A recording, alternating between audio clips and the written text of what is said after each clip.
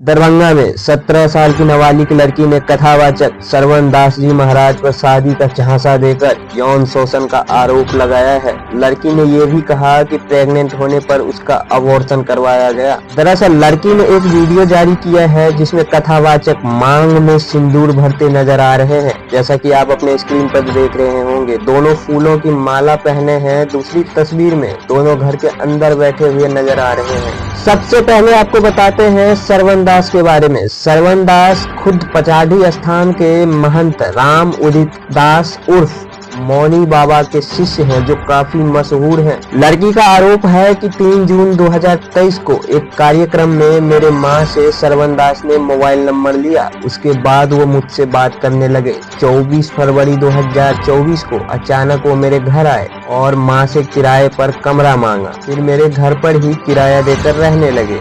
2 मार्च 2024 को घर में अकेले देखकर शादी का झांसा देकर शारीरिक संबंध बनाए।